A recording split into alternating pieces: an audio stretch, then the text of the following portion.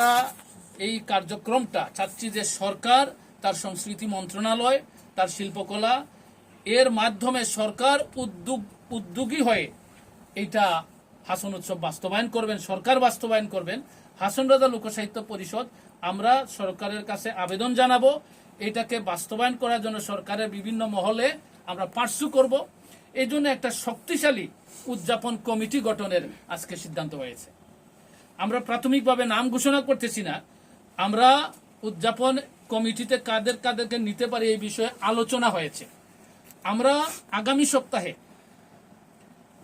শিল্পকলা একাডেমিতে ঢাকায় আমরা হাসন রাজা লোকসাহিত্য সংস্কৃতি পরিষদের পক্ষ থেকে লিখিত আবেদন আমরা জমা দিব যেন জাতীয়ভাবে হাসন উৎসব করা হয়।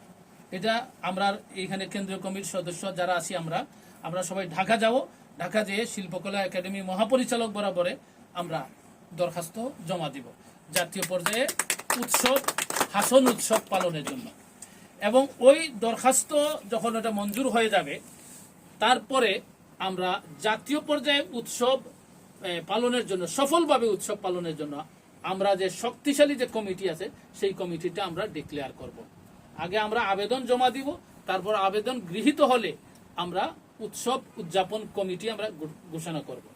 এবং পাশাপাশি বিভাগীয় শহরে সিলেটে যাতে আমরা গর্জিয়াসভাবে গতবারের চেয়ে আরো অনেক সফলভাবে যাতে আমরা হাসন উৎসব করতে পারি। এবং এইবার আমরা চাচ্ছি এই হাসন উৎসবের সাথে হাসন রাজার পদধূলি যে জায়গাগুলোতে ছিল সেই জায়গাগুলোকেও আমরা এখানে ইনভলভ করা এই উৎসবের ভিতরে আমরা এটা চাচ্ছি। যেমন প্রতি বছরই দেখা যায় সুনামগঞ্জের তেগরিয়াতে উৎসব হচ্ছে, কিন্তু কখনো হাসন রাজার বিচরণ ভূমি এবং আমি বলবো যে হাসন রাজার পিতৃভূমি রামপাশা বিশ্বনাথে, তো আমরা এবার আমাদের এই যে সিলেটের বিভাগীয় উৎসবের একটা ইভেন্ট আমরা পালন করব রামপাশাতে, এই বিষয়ে সিদ্ধান্ত গ্রহণ করা হয়েছে। তো যাই হোক, আজকের এই গুরুত্বপূর্ণ সিদ্ধান্তগুলো গ্রহণ করা হয়েছে।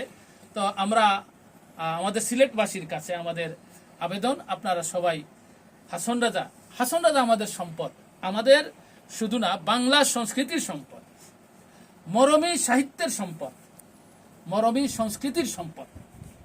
আর মরমী সাহিত্য মরমী সংস্কৃতি ছাড়া এই জগতের ভিতর শান্তি সম্প্রীতি তৈরি হবে না।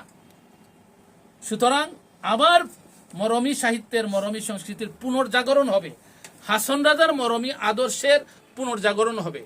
এই উপলক্ষে আমরা হাসন রাজাকে নিয়ে হাসন রাজার লোকসাহিত্য সংস্কৃতি পরিষদ কাজ করতেছি এবং আমরা গুরুত্বপূর্ণ সব সিদ্ধান্ত গ্রহণ করতেছি।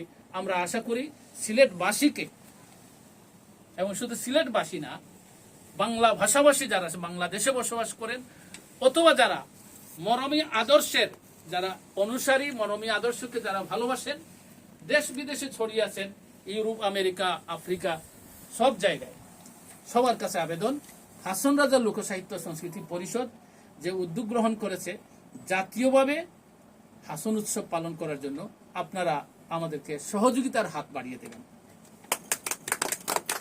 আজকের এই গুরুত্বপূর্ণ সিদ্ধান্তগুলো গ্রহণ করা হয়েছে। পাশাপাশি আজকে আমরা আমাদের আমরা অনুষ্ঠানে আমরা ঘোষণা করেছিলাম সিলেট জেলা কমিটি হাসন রাজা লোকসাহিত্য সংস্কৃতি পরিষদের পূর্ণাঙ্গ কমিটি আমরা ঘোষণা করেছি এবং মৌলভীবাজার জেলার আংশিক কমিটি আমরা ঘোষণা করেছি। এইবার আমরা আমাদের হাতে চলে এসেছে হবিগঞ্জ জেলা হাসন রাজা লোকসাহিত্য সংস্কৃতি পরিষদের হবিগঞ্জ জেলা কমিটির 9 সদস্য বিশিষ্ট একটা আংশিক কমিটি আমাদের হাতে এসেছে। আমরা এটা এখন ঘোষণা করছি। সভাপতি শাহ আলম চৌধুরী মিন্টু ভাই, সিনিয়র সহসভাপতি শেখ আব্দুল কাইয়ুম, সাধারণ সম্পাদক শরবিন্দু দাস, সহ সাধারণ সম্পাদক জাহাঙ্গীর রহমান, সাংগঠনিক সম্পাদক পাপলু চৌধুরী, প্রচার সম্পাদক শান্তা দেব, অর্থ সম্পাদক কমলকান্ত দাস, মহিলা সম্পাদিকা মোসাম্মদ নুরুন্নাহার শিমুল এবং সাংস্কৃতিক সম্পাদক মোহাম্মদ রাসেল আহমদ। তো আজকে আমরা আমাদের সভা আর বেশিক্ষণ দীর্ঘায়িত করতে পারতেছি না, যেহেতু অনেকক্ষণ হয়ে গেছে, সন্ধ্যা থেকে এতক্ষণ পর্যন্ত সবাই এত ধৈর্য নিয়ে, আমি আসলে এরকম ধৈর্য নিয়ে কোনো সংগঠনের কার্যক্রমে অংশগ্রহণ আমি দেখি নাই হাসন রাজা লোক সাহিত্য সংস্কৃতি পরিষদ। এইটাও আমি বলবো যে এটা হাসন রাজার যে নামের একটা বরকত আছে, এই বরকতের ফল এটা। তো সবাই মানে এত ধৈর্য নিয়ে সবাই বসে আছেন এবং আপনাদের আরো সহযোগিতা আমি কামনা করি। আগামীতে আমাদের আরো জোর কার্যক্রম আছে সামনে, আমাদের অনেক অনেক মেহনত করতে হবে, অনেক চিন্তা ফিকির করতে হবে কিভাবে আমরা হাসন রাজার উৎসবটা জাতীয় পর্যায়ে বাস্তবায়ন করতে পারি। আমাদের সামনে অনেক কঠিন কর্মসূচি আসতেছে, আমাদেরকে সবাই একদম যে এই লঙ্গি খাসিয়ে এটা কি হয় ফেসকুন্দা মারিয়া, মানে সবে ফেসকুন্দা মারিয়া রেডি হয়েছে, আমরা সবাই তৈরি আছি অবশ্যই। ধন্যবাদ সবাইকে, ধন্যবাদ। আসসালামু আলাইকুম।